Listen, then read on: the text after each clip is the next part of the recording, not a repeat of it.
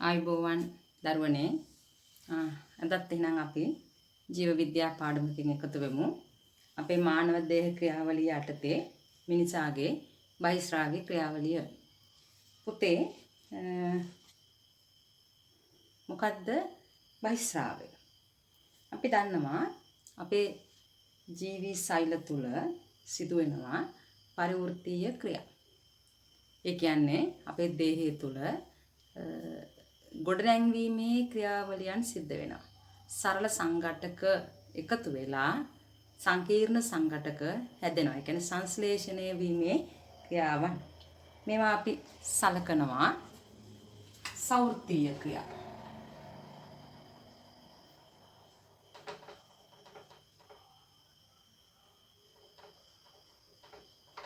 සවෘත්තීය ක්‍රියා. ඒ කියන්නේ අපේ දේහය තුල සිදුවන ගොඩනැන්වීමේ ක්‍රියාවලියන් සරල සංඝටක වලින් සංකීර්ණ සංඝටක හැදෙනවා. ඒ වගේම අපේ දේහය තුල සිද්ධ වෙනවා අපවෘත්තීය ක්‍රියා. ඒ කියන්නේ ඉඳහිලීමේ ක්‍රියාවන්. සංකීර්ණ සංඝටක සරල සංඝටක බවට පත් වෙනවා. මේකට අපි කියනවා අපවෘත්තීය ක්‍රියා. එතකොට දුවේ පුතේ අපේ ශරීරය තුල සිදුවන මේ සවෘත්තීය සහ අපවෘත්තීය ක්‍රියා පොදුවේ අපි සලකනවා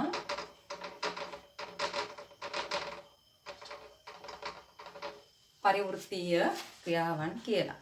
ඒත් මේ අපේ ශරීරය තුළ පරිවෘත්තීය ක්‍රියාවන් සිදු කරනකොට මේ පරිවෘත්තීය ක්‍රියාවල ප්‍රතිඵලයක් විදිහට අපේ ශරීරයට අවශ්‍ය නොවන දේවල් නිෂ්ප්‍රයෝජන ද්‍රව්‍ය හැදෙනවා. මෙන්න මේ හැදෙන නිෂ්ප්‍රයෝජන ද්‍රව්‍ය බැහැර කිරීමේ ක්‍රියාවලියට අපි කියනවා බහිස්රාවය කියලා. එතකොට මේ බහිස්රාවය සිදු කිරීම සඳහා අපේ ශරීරයේ සැකසීලා තියෙනවා විශේෂ අවයව පද්ධතියක්. ඒ අවයව පද්ධතිය අපි හඳුන්වනවා බහිස්රාවී පද්ධතිය කියලා. එතකොට පුතේ අපි අද කතා කරන්නේ මිනිසාගේ මානවයාගේ බහිස්රාවී පද්ධතිය, බහිස්රාවී ක්‍රියාවලිය කොහොමද සිද්ධ වෙන්නේ කියලා. එතකොට මේ අපේ ශරීරයේ සිදුවන පරිවෘත්තීය ක්‍රියාවන් විදිහට සිදුවන අපවෘත්තීය ක්‍රියා විශේෂයෙන් අපිට දෙකක් සඳහන් කරන්න පුළුවන්. එකක් තමයි අපේ ශරීරය තුළ සිදුවන ශක්ති නිෂ්පාදනය කිරීමේ ක්‍රියාවලිය. ඒ කියන්නේ අපි කලින් පාඩමේ ඉගෙන ගත්තා සෛලීය ශ්වසනය. සෛලීය ශ්වසනය. ඊට මේ සෛලීය ශ්වසනයේදී අපේ ආහාරයේ තියෙන ග්ලූකෝස් ඔක්සිජන් එක එකතු වෙලා සරල සංඝටක විදිහට කාබන් ඩයොක්සයිඩ් ජලය සහ ශක්තිය විදිහට බිඳ හෙලීමේ ක්‍රියාවලිය සිද්ධ වෙනවා. මේක අපවෘත්තීය ක්‍රියාවක්. ඒතර මේ ක්‍රියාවලියෙන් අපේ ශරීරයට නිෂ්ප්‍රයෝජන ද්‍රව්‍ය විදිහට නිදහස් වෙනවා කාබන් ඩයොක්සයිඩ්. ජලයත් අවශ්‍ය ප්‍රමාණයට වඩා තියෙනවා නම් ඒකත් නිෂ්ප්‍රයෝජන ද්‍රව්‍යයක් විදිහට අපි සලකනවා. ඒ වගේම පුතේ ඒතර මේ සෛලීය ශ්වසනය සිද්ධ කරනවා මයිටොකොන්ඩ්‍රියා කියන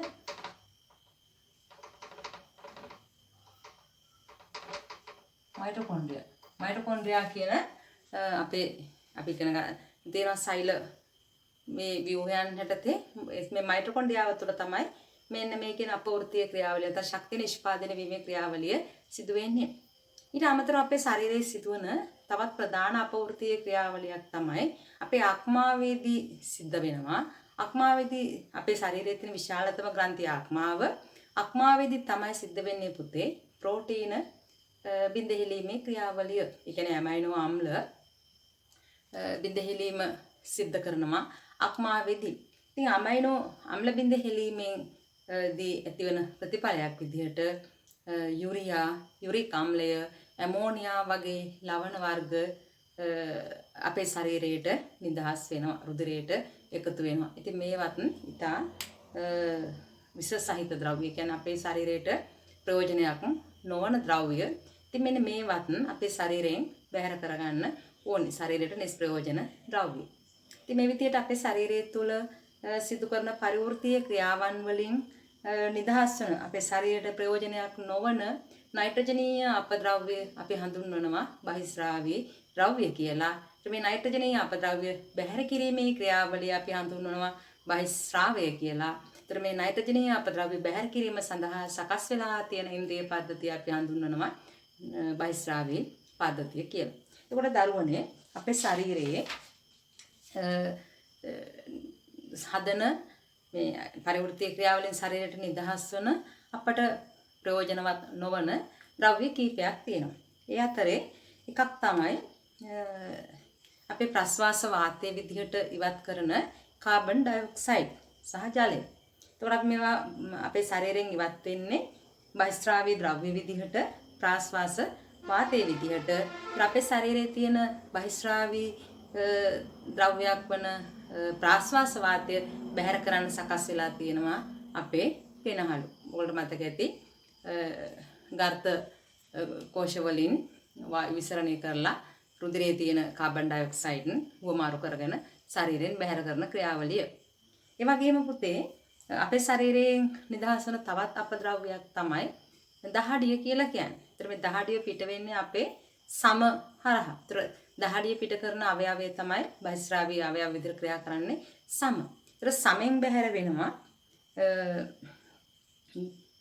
යූරියා, ඊට පස්සේ යූරික් ආම්ලය, ඊළඟට ජලය සහ සෝඩියම් ක්ලෝරයිඩ් ලවණ දහඩිය විදිහට. මේ අපි දන්න දහඩිය ලුණු රසයි නේ. අන්න බහිස්ත්‍රාවී ද්‍රව්‍යයක් විදිහට බැහැර වෙනවා. ඊළඟට පුතේ අපේ ඊළඟ බහිස්ත්‍රාවී ඵලය විදිහට අපි බැහැර කරන්නේ මුත්‍රා. ඒතර මේ මුත්‍රා වල තියෙනවා ඒ ජලය, යූරියා, යූරික් ආම්ලය, ක්‍රියටිනයින්, වර්ණක, ලවණ වර්ග ඔය ආදී විදිහට. එතකොට මේවා බැහැර කරන අපේ ඉන්ද්‍රිය පද්ධතිය විදිහට ක්‍රියා කරනවා අපේ වකුගඩු. නැත්නම් වෘක තමයි අපේ මේ ප්‍රධාන නයිට්‍රජනීය බහිස්ත්‍රාවී ද්‍රව්‍ය බැහැර කරන ඉන්ද්‍රිය පද්ධතිය. එවනම් පුතේ අපි බහිස්ත්‍රාවී ඒ කියන්නේ අපේ සිරුරට නිෂ්ප්‍රයෝජන වන ද්‍රව්‍ය බැහැර කිරීම සඳහා සකස් වෙලා තියෙන ඉන්ද්‍රිය පද්ධතිය සලකනවා මුත්‍ර වාහිනී පද්ධතිය.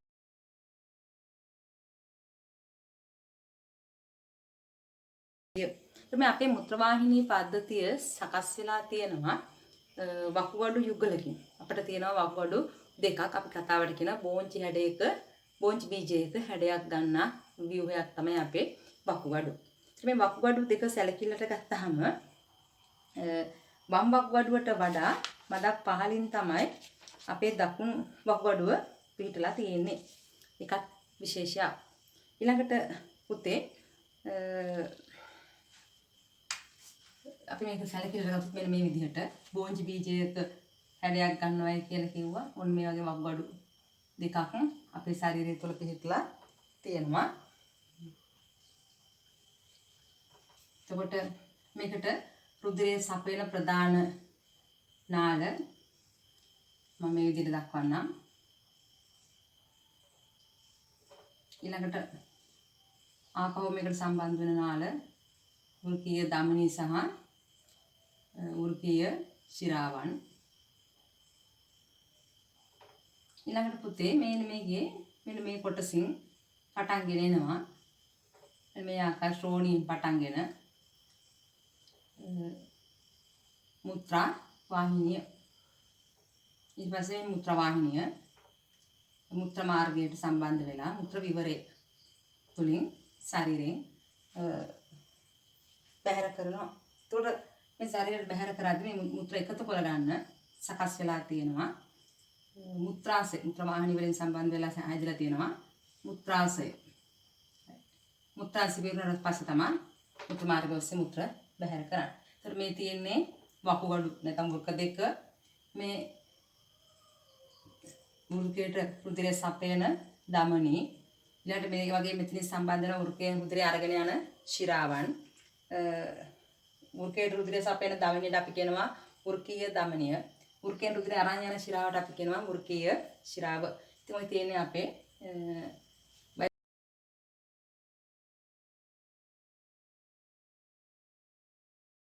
බහිස්ත්‍රාවී ඉන්ද්‍රිය පද්ධතිය. ඊළඟට පුතේ මේ වකුගඩුවක් අපි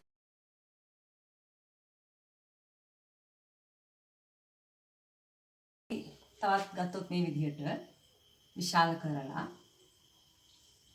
අපේ වකුගඩුව මේ විදිහට අපිට බෙදන්න පුළුවන් කොටස් දෙකකට. මේ පිටපැත්තේ කොටස ලා පැහැයෙන් යුක්තයි. මේ පිටපැත්තේ කොටසට අපි කියනවා බාහ්‍ය වෘක බාහිකය. ඊට මේ ඇතුළ කොටසේ මෙන්න මේ විදිහට මේක ඇතුලේ ඔය ආකාරයට ගිහිල්ලා මේ ශ්‍රෝණිය මුත්‍රාවාහිනිය වලට සම්බන්ධ වෙන ශ්‍රෝණිය. ඊට පස්සේ මෙන්න මේ ශ්‍රෝණිය තුල තියෙනවා මෙන්න පිරමිඩාකාර හැඩයට සෛල ටිකක්. ඕන පිරමිඩාකාර හැඩයට පිටලා තියෙන සෛල. මෙන්න යාගේ තමයි මේ වගුඩ අපිට දැයි ගන්න හම්බෙන්නේ. පිරමිඩාකාර පිරමිඩයක් හැඩයට පිටලා තියෙන සෛල වලින් සමාන්විතයි මේ ආකාරයට. මේ පිරමිඩාකාර හැඩයට සෛලයක පුතේ මෙන්න මේ පැත්තට වෙන්නට ලා පැහැයකුත් මෙන්න මේ පැත්තට වෙන්නට ටිකක් තද පැහැයක් විදිහටත් අපිට අපේ වකුගඩු නිරීක්ෂණය කරගන්න පුළුවන්.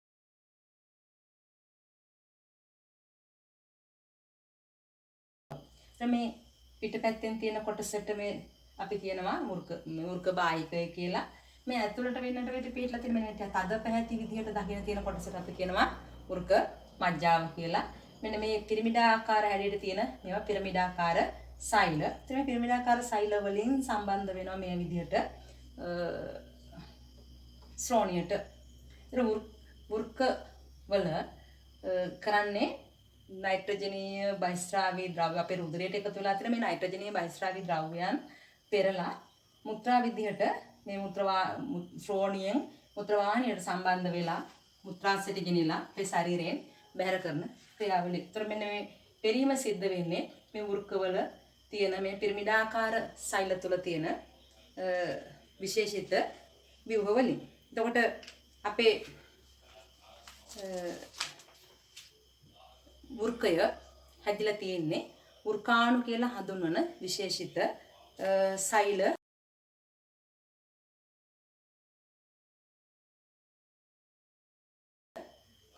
යකින් මේ සෛල මිලියනයක් විතර අපේ වහුගඩුවක් තුල පිහිටලා තියෙනවා.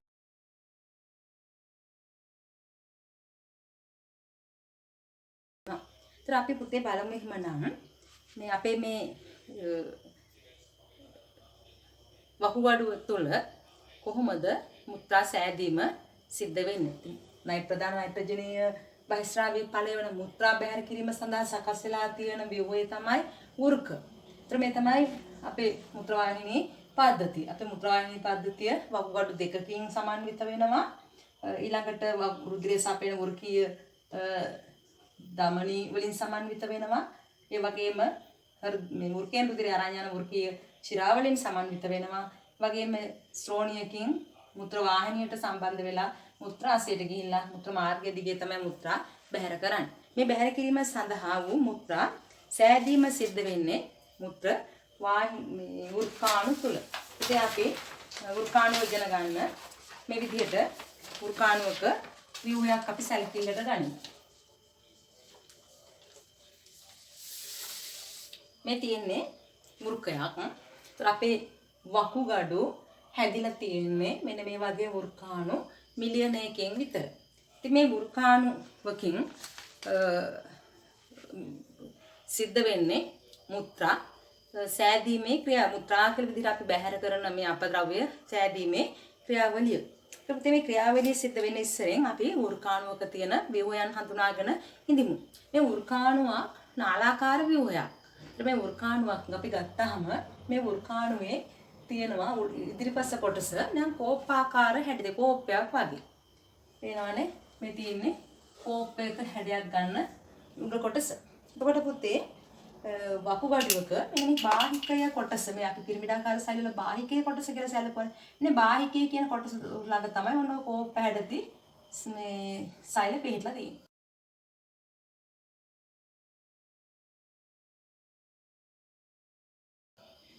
තේරුණාද? ඉතින් ඒ නිසා තමයි මේක ලාපැහැයක් විදිහට අපිට දකින්න ලැබෙන්නේ. එතකොට මේ ඊළඟට මේ වෘකාණුවක් ගත්තාම මෙන්න මේ විදිහට වෘකාණුවේ තියෙන කොටස් නම් කරලා දෙන්න පුළුවන්. මේ තමයි පුතේ වකුගඩු වලට රුධිරය සපයන වෘකීය ධමනි. මේ තියෙන්නේ වකුගඩු වල ඉඳලා එන රුධිරය අරන් එන වෘකීය ශිරාව. එතකොට මේ වෘකීය ධමනියෙන් පැන නගිනවා රුධිර වාහිනිය. මේ රුධිර වාහිනිය අපි නම් කරනවා අභිවාහී ධමනිය කියලා. ඒකම වෘකීන් කියන්නේ මේ වෘකාණුවෙන් ඉවතට යන ධමනියක් තියෙනවා වලට පේන වෙන මේ විදිහට නම් කරලා මේ ධමනිය අපි හඳුන්වනවා අපවාහී ධමනිය කියලා. ඒතර පුතේ මෙන්න මේකේ ඇතුලේ මේ අපවාහී ධමනියයි අභිවාහී ධමනියයි දෙක ඇතුලේ මේ දෙක සම්බන්ධ වෙලා තියෙනවා. මේ දෙකත් එක්ක සම්බන්ධ වෙනවා රුධිර කේශනාලිකා ජාලාව. හරියට නූල් බෝලයක් වගේ විදුණු රුධිර කේශනාලිකා සමූහයක්. මේ රුධිර කේශනාලිකා සමූහය අපි හඳුන්වන්නේ ගුච්චිකාව කියලා. පේනව නේද මේ දඟර ගහලා එකට අවුල් වෙලා එහෙම සම්බන්ධ වෙලා තියෙන රුධිර කේශනාලිකා. ඒ රුධිර කේශනාලිකා අපි හඳුන්වනවා ගුච්චිකාව කියලා. එතකොට පුතේ මෙන්න මේ කෝප්පාකාර හැඩති ව්‍යුහයට අපි කියනවා බ්‍රෝමන් ප්‍රාවරය කියලා. මේ තියෙන මෙන්න මේක බ්‍රෝමන් ප්‍රාවරය මේ කෝප්පාකාර හැඩති ව්‍යුහය. ඊට පස්සේ මේ කෝප්පාකාර හැඩති ව්‍යුහය මෙන්න මේ විදිහට මේක කළු පාටේ මම පෙන්නලා තියෙන මෙන්න මේ විදිහට මේ ආකාරයට නෝම ගිහිල්ලා මෙතනින් ගිහිල්ලා නෝම ගිහිල්ලා තමයි අවසන් වෙන්නේ. ඒතර පුතේ මේ බ්‍රෝමන් ප්‍රාවරේ තියෙන මේ විහිදිලා තියෙන මේ නාලිකාව තමයි වෘක නාලිකාව. වෘක නාලිකාවේ බ්‍රෝමන් ප්‍රාවරයට ආසන්නයෙන් තියෙන මේ නාලිකා කොටස අපි හඳුන්වනවා අවිදුර සංවලිත නාලිකාව කියලා. මේක සංවලිත නාලිකාවක්. බ්‍රෝමන් ප්‍රාවරයට කිට්ටුවෙන් තියෙන්නේ අවිදුර සංවලිත නාලිකාව. ඊට පස්සේ බ්‍රෝමන් ප්‍රාවරයෙන් ඈතට වෙන්නට තියෙන මෙන්න මේ සංග්‍රාහක නාලිකාව මේක ගහක් වගේ අපිට දකින්න ලැබෙන මේ ව්‍යුහයට කියන්නේ සංග්‍රාහක නාලිකාව. සංග්‍රාහක නාලිකාවට ආසන්නයේ තියෙන වෘකාණුවේ නාලිකා කොටසට අපි කියනවා විදුර සංවලිත නාලිකා. ඊළඟ පුතේ මෙතන ඔයගොල්ලෝ තවත් පේන විශේෂ හැඩයක්. මෙන්න මේ හැඩය අපි සැලකිල්ලට ගත්තොත් U අකුරක හැඩය ගන්නවා. මේ U අකුරේ හැඩය සහිත මේ වෘකාණුවේ නාලිකාවේ කොටසට අපි කියනවා හෙන්ලේ පුඩුව කියලා. ඉතින් මේ විදිහට අපිට ගන්න වෘකාණුවක් ගත්තාම වෘකාණුවේ තියෙනවා අභිවාහී ධමනිය, අපවාහී ධමනිය, ඊළඟට මේ තියෙන විදුර සංවලිත නාලිකා, මේ තියෙනවා අවිදුර සංවලිත නාලිකා. ඊට පස්සේ රුධිරේ සපයන මේ වෘකීය ධමනිය, මේ වෘකීය ශිරාව. ඔයගොල්ලෝ පේනවා ශිරාව මේ රුධිර කේශනාලිකා ජාලාවක් විදිහට ධමනිය මේ රතු පාටෙන් වර්ණ ගන්නලා තියෙනවා, ශිරා නිල් පාටෙන් වර්ණ ගන්නලා තියෙනවා. අපි දන්නවා ධමනි සහ ශිරාවන් ධමනියක් ධමනිකා කේශනාලිකා විදිහට අවසන් වෙනවා. ශිරා අනුශිරා ශිරා මහා ශිරා විදිහට එකතු වෙලා යනවා. ඒතර මේ කේශනාලිකා ජාලාවක තියෙනවා ශිරා සහ ධමනි සම්බන්ධ වෙලා තියෙන. ඉතින් මේකෙත් ඔයගොල්ලෝ පෙන්නද මේ නිල් පාටින් තියෙන කොටසයි රතු පාටින් තියෙන කොටසයි මේ කේශනාලිකා ජාලාවන් වලදී එකතු වෙලා උතනදී විශේෂ ක්‍රියාවලියක් සිද්ධ කරනවා. ද්‍රව්‍ය හුවමාරු කර ගැනීමේ ක්‍රියාවලිය. එතකොට පුතේ මේ අපේ වෘකාණුවක් තමයි මේ වෘකාණුවකින් තමයි මුත්‍රා සෑදීම සිද්ධ වෙන්නේ. ඒත් අපේ මේ වෘකාණුවකින් මුත්‍රා සෑදීමේ ක්‍රියාවලිය සිද්ධ වෙනවා ප්‍රධාන අදියර තුනක් විදිහට. දැන් මේ වෘකයක මෙන්න මේ කොටස් වල තමයි දැන් මේ කියන ව්‍යුහය ගත්තොත් මෙන්න මේ කොටස් ටික මෙන්න මේ පැත්තට තියෙනවා නාලාකාර මේ කේශනාලිකාවලත් එක තියෙන සංවලිත නාලිකා එල්ලේ පුඩුව මේ කියන කේශන මේවා පිටිපස්සට වෙන්නට මේ වගේ කොටස් වලට වෙන්න පිළිදෙන ඒ නිසා තමයි තද පැහැයක් තියෙන්නේ. ඊට එහෙනම් අපි බලමු මේ වෘකාණුවේ ක්‍රියාව. වෘකාණුවෙන් කරන්නේ මුත්‍රා නිපදවීමේ ක්‍රියාවලිය, මුත්‍රා සෑදීමේ ක්‍රියාවලිය. මේ වෘකාණුවේ මුත්‍රා සෑදීමේදී මේ සිදුවන ක්‍රියාවලිය සිදු කිරීම සඳහා වෘකාණුව තුල ක්‍රියාවන් තුනක් සිද්ධ වෙනවා. මේ එක ක්‍රියාවක් අපි හඳුන්වනවා අතිපරිශ්‍රාවණය කියලා.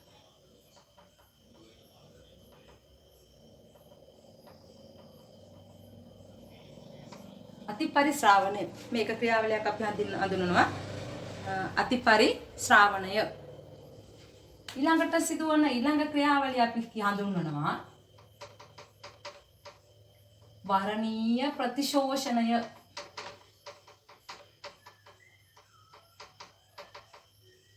ඊළඟට අනිත් ක්‍රියාවලිය අපි හඳුන්වනවා ස්‍රාවය කියලා. මෙන්න මේ විදිහට අපේ වෘකාණුව තුළ මුත්‍රා සෑදීමේදී සිදුවෙනවා ප්‍රධාන ක්‍රියාවලියන් 3ක්. එහෙනම් පුතේ අපි බලමු මොකද්ද මේ අතිපරිශ්‍රාවණය කියන්නේ කියලා. දැන් දරුවනේ මේ වෘකීය ධමනී වලින් රුධිරය අරගෙන එනවා වෘකාණුවකට අභිවාහී ධමනිය මගින්. ඒතර ධමනියක අරගෙන එන රුධිරයේ රුධිරය යුක්තයිනේ කොටස් දෙකකින් සෛලප්ලාස්මේන්ස් මේ රුධිර ප්ලාස්මේන් සහ රුධිර සෛල වලින්. ඒතර මේ රුධිරය තුල අන්තර්ගත වෙනවා රුධිර සෛල වර්ග 3ක් ඔයගොල්ලෝ දන්නවා. ඊළඟට මේකේ තියෙනවා ප්ලාස්මයේ විදිහට ජලය පෝෂක ඒ කියන්නේ ග්ලූකෝස් ඇමයිනෝ අම්ල ග්ලිසරෝල් සහ මේද අම්ල වගේ පෝෂක ඊගාවට ප්ලාස්මා ප්‍රෝටීන ඖෂධ ලවණ වර්ග ඔය ආදී ප්ලාස්මයේ අන්තර්ගත වායු වර්ග මේවා ඔක්කොම මේ ධමනියෙන් එන රුධිරය තුල තියෙනවා. එතකොට මේ ධමනියෙන් එන රුධිරය බලන්න ඕගොල්ලන්ට පේනවා මේ ධමනි අභිවාහී ධමනිකාවයි අපවාහී ධමනිකාවයි සැලකිලට ගත්තොත් අභිවාහී ධමනිකාව ටිකක් මහතයි. ඒ කියන්නේ විස්කම්භය වැඩි.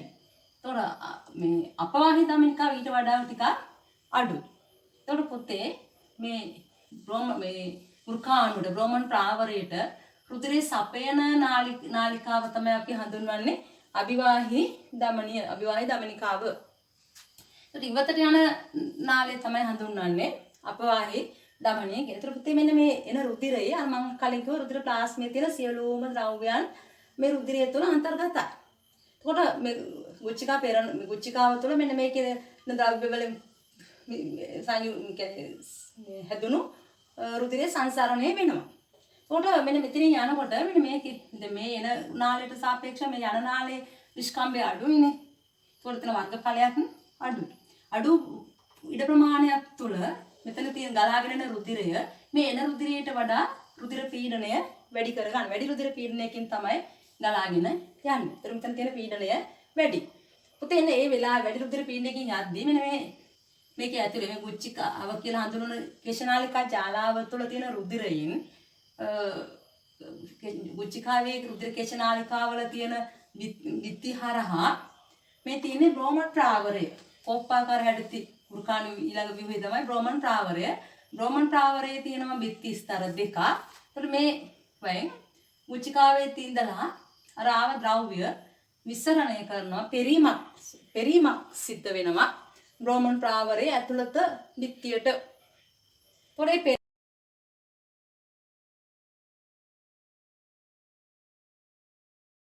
පෙරීම සිද්ධ වෙනකොට මෙන්න විශේෂිත ද්‍රව්‍ය දෙකක් හැර රුධිර ප්ලාස්මයේ තිබුණු අනෙක් සියලුම ද්‍රව්‍යයන් මේක මේ විදිහට බ්‍රෝමන් ප්‍රාවරයට පෙරෙනවා. මොනවද මේ පෙරෙන්නේ නැති ද්‍රව්‍ය දෙක? එකක් තමයි අපි කියවනේ රුධිරයේ තියෙනවා කියලා රුධිර සෛල පෙරෙන්නේ නැහැ. අනිත් ද්‍රව්‍ය තමයි ප්ලාස්මා ප්‍රෝටීන. ඇල්බියුමින්, ග්ලුබියුමින් වගේ තියෙන ප්ලාස්මා ප්‍රෝටීන. ඒත් මේ ප්ලාස්මා ප්‍රෝටීනත් ගුච්චිකාවේ ඉඳලා මේ විදිහට බ්‍රෝමන් ප්‍රාවරයට පෙරෙන්නේ නැහැ. අනිකුත් සියලුම ද්‍රව්‍යයන් මේ විදිහට රුධිරයේ තියෙන ද්‍රව්‍යයන් කොටසක් බ්‍රෝමන් ප්‍රාවරයට පෙරිලා එනවා. එහෙම පෙරිලා ඉද්දී අඛණ්ඩවම රුධිර ගමනාගමන ක්‍රියාවලිය මේ ආකාරයට මේ නාලය දිගේ සිද්ධ වෙනවා. එන්න මේ අවස්ථාව අපි හඳුන්වනවා අතිපරිශ්‍රාවණය කියලා.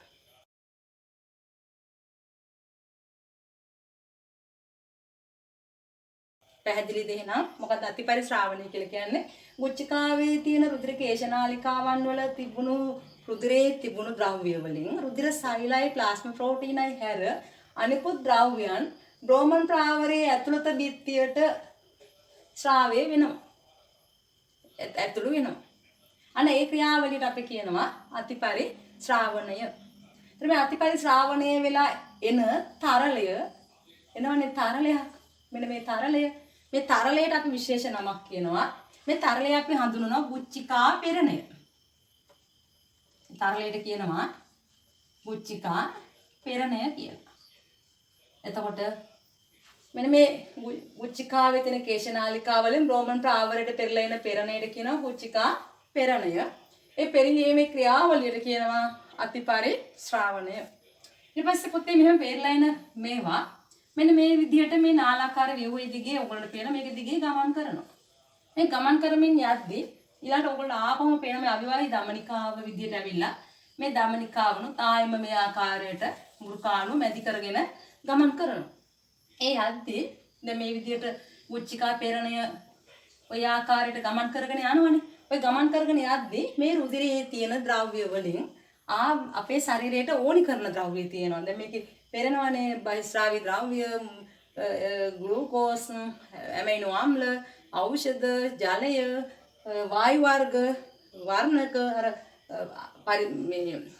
පරිවෘත්තීය ක්‍රියාවලින් නිදහස් කරපු ඵල ඔක්කොම රුධිරයත් එක්ක එකතු වෙලානේ තියෙන්නේ. රුධිරේ තියෙනවනේ.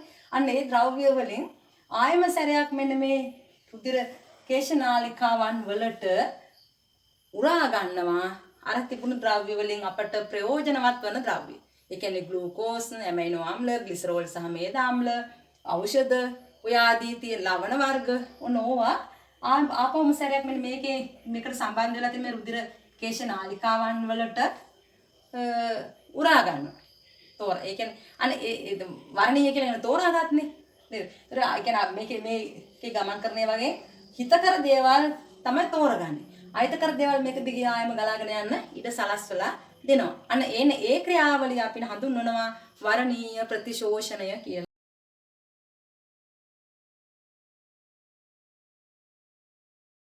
ඒතර වර්ණීය ප්‍රතිශෝෂණය වෙන්නේ මේ වෘක්ක නාලිකාවේ යන උච්චිකා පෙරණයේ තියෙන ද්‍රව්‍ය වලින් අපට ප්‍රයෝජනවත් වන ද්‍රව්‍ය රුධිර කේශනාලිකාවන් වලට අවශෝෂණය කරගන්නවා.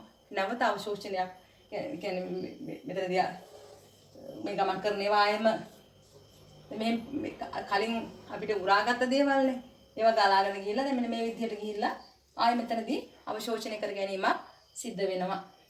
ඒ කියන්නේ ඉස්සෙල්ලාම අවශෝෂණය කරගන්න ඕනේ ආහාර ජීර්ණ ක්‍රියාවලියේදී පෝෂක ද්‍රව්‍යයන්. ඒවා රුධිරයට එකතු වෙලා යද්දී අවශෝෂණය කර ගැනීම පෙරණ අවස්ථාවේදී අවශෝෂණය කරගන්නවා. මේ රුධිර කේශනාලිකා වලට වෘකාණුවේ නාලිකාවල තියෙන දේවල්. අන්න එතනට ඒ ක්‍රියාවලියට තමයි අපි කියන වර්ණීය ප්‍රතිශෝෂණය කියලා. ඊට පස්සේ පුතේ දැන් මේකෙදී ඕම මේ යද්දී මේ රුධිරයේ තුල රුධිර කේශනාලිකාවන් වල තියෙන්න පුළුවන් තවත් අපේ ශරීරයට අනවශ්‍ය ද්‍රව්‍ය වන අයන වර්ග.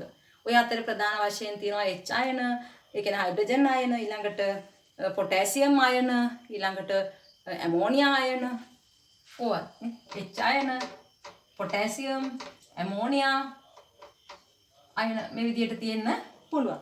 ඔන්න ඔය අයන ඒවත් අපේ ශරීරයට නිෂ්ප්‍රයෝජනයි. ඒවා ශරීරයට අනවශ්‍ය දේවල්. අන්න ඒ අයන මේ රුධිරයේ ඉඳලා රුධිර කේශනාලිකාවන් වල තිබිලා මේ අපේ උර්කාණුවේ නාලිකාවට ස්‍රාවය වෙනවා. උරා ගන්න. උර්ක නාලිකාවට එකතු වෙනවා. අන්න ඒ ක්‍රියාවලිය අපි හඳුන්වනවා ස්‍රාවී ක්‍රියාවලිය කියලා. එතන මේ විදිහට අපේ උර්කාණුවක් තුළ අතිපරිශ්‍රාවණය, වර්ණීය ප්‍රතිශෝෂණය හා ස්‍රාවයේ විදිහට ක්‍රියාවන් තුනක් ආකාරයට තමයි මුත්‍රා සෑදීම සිද්ධ වෙන්නේ. එතකොට මේ හදන මුත්‍රා ඊළඟට මොකද කරන්නේ? මේ හදන මුත්‍රා ඊට පස්සේ අර අපික වකුගඩු වල දැන් මේ සංග්‍රහක නාලිකාවට එකතු වෙනවා. සංග්‍රහක නාලිකාව මම කලින් ඇදලා පෙන්නන ශ්‍රෝණියට එකතු වෙනවා. ශ්‍රෝණියෙන් මුත්‍ර වාහිනියට, මුත්‍රාශයට, මුත්‍ර මාර්ගයට ඇවිල්ලා අපේ ශරීරයෙන් අපිට අනවශ්‍ය වුණු ද්‍රව්‍ය බැහැර කරනවා. මුත්‍රා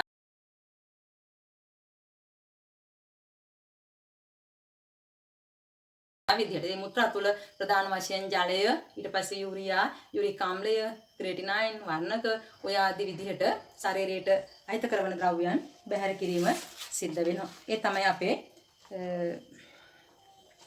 බහිස්රාවී ඉන්ද්‍රිය පද්ධතිය. එතකොට පුතේ මේ අපේ බහිස්රාවී ඉන්ද්‍රිය පද්ධතිය ගත්තාම මේක අපිට ඉතා වැදගත් ව්‍යුහයක්. මේ ඉන්ද්‍රිය පද්ධතිය නිසා තමයි අපේ ශරීරයට අවශ්‍ය නොවන ද්‍රව්‍යයන් බැහැර කිරීම සිද්ධ කරන්නේ. ඉතින් ඒ සඳහා සකස් වෙලා තියෙන මේ වෘක්ක නැත්නම් වකුගඩු අපිට ඉතාම වැදගත් ඉන්ද්‍රිය පද්ධතියක්. ඉතින් මේ වකුගඩු අපේ ශරීරයේ නොමැති වුණා නම් අපේ ශරීරයේ තියෙන විස ද්‍රව්‍යයන් අහිතකර ද්‍රව්‍යයන් සිරුර තුළ එක්රැස් වෙලා රුධිරය අපිරිසිදු වෙලා විවිධ රෝගී අවස්ථාවන් වලට අපි පත් කරන්න පුළුවන්. ඉතින් මේ එහෙම කරන මෙන්න මේ අවයව පද්ධතිය ඉතා වැදගත්. ඒ වගේම මේ අවයව පද්ධතිය ආශ්‍රිතවත් ඇති කරන්න පුළුවන් රෝග තියෙනවා කීපයක්ම. ඉන් එකක් තමයි වෘක අකර්මණ්‍ය වීම. පුතේ මේ අපේ වෘක වලට මේ මුත්‍රා හරියාකාරව පෙරීමට නොහැකි වීම අපි කියනවා මේ වෘක අකර්මණ්‍ය වෙලා. කියන්නේ වෘකාණුවකින් වෙන්න ඕන ක්‍රියාවලිය නිසි ආකාරයට සිදු කරන්න බැසි. හරිනම් 100%ක්ම වෘකයකට පුළුවන්කම තියෙන්න ඕන සිරුරට අනවශ්‍ය කරන ද්‍රව්‍යයන් බැහැර කරන්න.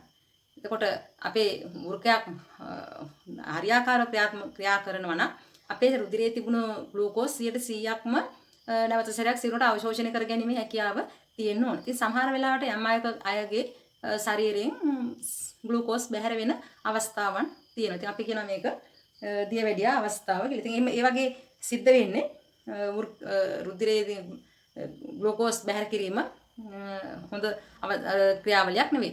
මේ වෘක අකර්මණ්‍ය වීම නිසා සිදුවන ක්‍රියාවලියක්. මේ වගේ පෙරෙන වැඩිපුරම නිතරම ග්ලූකෝස් වෘකාණු වලට එකතු වෙනවා නම් වෘකාණු විනාශ වෙලා පෙරීමේ කාර්ය හරියාකාරව සිදු කරන්න බැරුව යනවා. ඉතින් වෘක අකර්මණ්‍ය වෙනවා. ඒ වගේම වෘක අකර්මණ්‍ය වීම වෙන එක හේතුවක් තමයි අපේ විජලනය. අපි වතුර බොන එක අඩුවීම. ඉතින් අපිට අවශ්‍ය ප්‍රමාණයට වතුර බොනවා නම් අපි වෘක වලට එකතු වෙන තරලයේ pH අගය ගොඩක් වෙලාවට pH අගය ඉහළ ගියාම වෘක වලට ඒ කාර්ය කර ගැනීම අපහසු වෙනවා. ඒ වගේම pH අගය රුධිර පීඩන නිසා පහළ යාමත් සිද්ධ වෙනවා. ඉතින් ඒකත් ඒ තරම් හිතකර වෙන්නේ නැහැ. ඒ වගේම පුතේ ඊළඟට තව තියෙන රුධිර මේ බහිස්රාවී පද්ධතිය සම්බන්ධව තියෙන රෝගයක් තමයි වෘක ප්‍රදාහය නැත්නම් නෙෆ්‍රයිටිස් කියන රෝගය. ඉතින් මේක ඇති වෙන්නේ ප්‍රධාන වශයෙන් ආසාදනයක් නිසා වෘක ප්‍රදාහය වෘකේ ආසාදනය වීම නිසා. ඉතින් මේක ආසාදනය වීම තුළින් වෘක වලට හැකියාවක් ලැබෙන්නේ නැහැ නිසියාකාරව බහිස්රාවී ද්‍රව්‍යයන් බැහැර කරන්න. ඒ වගේම තවත් පුතේ බහුලව හම්බෙන මේ වියලි කලාපේ අයගේ දකින්න ලැබෙන රෝගයක් තමයි වෘකාශ්‍රිත රෝගය මුත්‍රා ගල් සෑදීම. මුත්‍රාශය ගල් හැදෙනවා වෘකවල ගල් හැදෙනවා මුත්‍රාශය ගල් හැදෙනවා. ඉතින් මේ ගල් හැදෙන්නත් ප්‍රධානම හේතුව මුත්‍රාවල තරලයේ සාන්ද්‍රණය වැඩි වීම. කියන්නේ විජලන තත්ත්වයෙන් අපි වතුර කොච්චර බිව්වත් නොබිව්වත් අපේ සිරුරේ තියෙන ජල ප්‍රතිශතයක් යම් ජල ප්‍රමාණයක් මුත්‍රා විදිහට බැහැර කිරීම වෙනවා. ඒ බැහැර කිරීම වෙද්දී බැහැර වෙන මුත්‍රාවල ජලය අඩුයි නම් ඒ සාන්ද්‍රණය වැඩි සාන්ද්‍රණයකින් තමයි බැහැර වෙන්නේ. ඉතින් මේ වැඩි සාන්ද්‍රණය යුක්ත මේ තරලය නිසා මේ වගේ ලවණ වර්ග හොඳට පෙරලා යන්නේ නැහැ. ඒ ලවණ වර්ග තැම්පත් වෙන ප්‍රධාන වශයෙන් මේ මුත්‍රා ගල් හැදෙන්න බලපානවා කැල්සියම් අඩංගු ලවණ වර්ග. කැල්සියම් ඔක්සලේට් ලවණය තමයි ප්‍රධාන වශයෙන් බලපෑම. එතෙත් මේ ලවණ තැම්පත් වෙලා වකුගඩු වල වෘකාණු තුල තැම්පත් වෙන්න පුළුවන්. වෘක නාමයේ නාලිකාවන් වල තුල ඒවට මුත්‍රාශය තැම්පත් වෙන්න පුළුවන්. මේ වෘක නාලිකාවක තැම්පත් වෙලා හැදෙන ගල් මේ හරි දැඩි ස්පටික රූපී ගල් විශේෂයක් මේ බොහොම ශක්තිමත්. ඉතින් එහෙම වෘකාණු වල හැදෙන ඒවාට අපි කියනවා වෘකාණු වල ගල් හැදෙන අවස්ථා. මුත්‍රාශය ඒ වගේ ස්පටික තැම්පත් වෙලා හැදෙන ඒවා මුත්‍රාශ ගල් විදියට නම් කරනවා. ඉතින් ගොඩක් වෙලාවට මේ මුත්‍රාශයේ හැදෙන මේ ගල් සමහරලාට කුඩ මුල් අවදියේ නම් වැඩි වතුර බිව්වහම මුත්‍ර මාර්ගයේ ඔස්සේම බැහැර වෙලා යනවා. ටිකක් විශාල වුණාම අපිට විකිරණ යවලා අපි ඒකට කියන ලිතෝට්‍රිප්සි කියන තාක්ෂණය භාවිත කරලා ගල් කුඩු කරලා ඉවත් කරන්න පුළුවන්. ඉතින් එහෙමත් නැත්නම් ශල්‍ය කර්මයක් මගින් මේ ගල් ඉවත් කරන්න පුළුවන්. අද දියුණු තාක්ෂණයත් එක්ක විශේෂිතව ශල්‍ය කර්ම භාවිත කරන මේ විදිහට වෘක නැත්නම් බහිස්රාවී පද්ධතිය ආශ්‍රිත රෝග අපිට විදිහට වෘක ප්‍රදාහය ඊළඟට වෘක අකර්මණ්‍ය වීම ඊට පස්සේ මුත්‍රා ගල් ආදී රෝගයන් හඳුන්වලා දෙන්න පුළුවන්. ඉතින් මේ හැම රෝගයකින්ම ආරක්ෂා වෙන්න නම් පුතේ එකක් අපේ යහපත් සෞඛ්‍ය පුරුදු වැදගත් වෙනවා. අනේ හැම රෝගයකටම වගේ මේ මුත්‍රා බහිස්රාවී ඉන්ද්‍රිය පද්ධතිය ආශ්‍රිතව හැදෙන රෝග වලටත් අපේ යහපත් සෞඛ්‍ය පුරුදු වැදගත් වෙනවා. පිරිසුදු ජලය වැඩිපුර පානය කරන්න ඕන. ඒක හොඳ දෙයක්. ඊළඟට තෙල් අධික ආහාර නිසා ප්‍රෝටීන අධික ආහාර නිතරම ආහාරයට ගැනීම නිසා වෘක අකර්මණ්‍ය වෙන්න පුළුවන්. ඉතින් මේ අපි දන්නවා මේ වෙනකොට අපේ රටේ උතුරු මැද පළාත ඊළඟට ඌව පළාත මධ්‍යම කඳුකරේ යම් ප්‍රදේශ වල ගොවි ජනතාව බහුලවම ගොදුරු වෙලා තියෙනවා මේ වකුගඩු රෝග නිදන්ගත වකුගඩු රෝගයට. ඉතින් මේකට හේතුව තාම මොකක්ද කියන එක හරියට හොයාගෙන නොතිබුණත් අපි විශ්වාස කරනවා අපි යොදන කුසි රසායන ද්‍රව්‍ය වල්නාශක රසායනික පොහොර මේ වගේ තියෙනවා බැරලෝහ ආසනික් කැඩ්මියම් වගේ බැරලෝහ රසදිය. ඉතින් මේවා වකුගඩු තුල තැම්පත් වීම නිසා අකර්මණ්‍ය වීම සිද්ධ වෙන්න පුළුවන්. ඉතින් එහෙම නිදන්ගත වකුගඩු රෝගයට ගොදුරු වුණු කෙනෙක්ගේ වකුගඩු වල ක්‍රියාකාරීත්වය බොහොම ෂණයකින් සමහරවිට දින 7-8ක් වගේ කාලයකදී රෝගේ වැළඳිලා රෝග ලක්ෂණ පෙන්වන්න නැතුව හිටියාම මේ යන්න පුළුවන්. ඉතින් මුලදී හඳුනගත්තොත් ආපහු සැරයක් අපිට ප්‍රතිකර්ම කරලා ඒ තත්ත්වය වළක්ව ගන්න පුළුවන්. ඉතින් හොඳටම අකර්මණ්‍ය අපිට වෘක දෙකක් තියෙනවා. මේ දෙකම අකර්මණ්‍ය වුණොත් දෙකම ක්‍රියාවිරහිත වුණොත් අපි ජීවිතාක්ෂයටපත් වෙනවා. අහිතකර ද්‍රව්‍ය අපේ සිරුර තුළ ඒක රැස් වෙලා. ඉතින් ඔයගොල්ලෝ අහලා ඇති සමහරලාට මේ වකුගඩු රෝගීන්ගේ රුධිරය කාන්දුකරණය කරන පෙරනවා. ඩයලයිසිස් කරනවා කියලා. ඉතින් එහෙම එතකොට වෘකයට කරන්න බැරි කාර්ය පිටින් මැෂින් එකක් කරහා රුධිරය පිරිසුදු කිරීමකට ලක් කරනවා. ඉතින් මේක දිගෙන් දිගටම ඉතින් කරන්න අපහසුයි. විශාල මුදලකුත් වැය වෙනවා. නමුත් පිළියමක් විදිහට මේක අකර්මණ්‍ය වුණායට අපි කරන්නේ රුධිර කාන්දු කරන ක්‍රියාවලිය. ඊට අමතරව ඔයගොල්ලෝ දන්නවා මේ වෙනකොට අපිට හැමෝටම ලොකු අවදානමක් තියෙනවා අපිට බොන්න පිරිසිදු වතුර නැහැ. ඉතින් ඔය පොළොන්නරුව අනුරාධපුරය වගේ ප්‍රදේශවල ෆිල්ටර් හයි කරලා තියෙනවා. ෆිල්ටර් වතුර. ඒ කියන්නේ අර බැරලෝහ ඉවත් කරගත්ත වතුර පානය කරන්න. ඉතින් ඒක අපි කාට වුණත් හොඳයි. වියලි කලාපයේ ජීවත් වෙන අයට මේක විශේෂයෙන් වැදගත් වෙනවා. ගොවිතැන් කරන ප්‍රදේශවල ඉන්න අයටත් හරි වැදගත් වෙනවා. කොයි හැටි වුණත් අපි උතුරවා නිවා පෙරාගත් ජලය පානය කිරීම සෞඛ්‍ය හොඳ පුරුද්දක් වෙනවා. ඉතින් මේ විදිහට හොඳ යහපත් සෞඛ්‍ය පුරුදු අනුගමනය කරලා අපිට මේ බහිස්රාවී පද්ධතිය ආශ්‍රිතව අපේ මුත්‍රාවාහිනී පද්ධතිය ආශ්‍රිතව වැළඳෙන තියෙන රෝගات වළක්වා ගන්න පුළුවන්. එහෙනම් පුතේ අපි පාඩම අවසන් කරනවා. මම ඉදිරිපත් කරන ප්‍රශ්න වලට පිළිතුරු සපයන්න ආයිබෝවන්.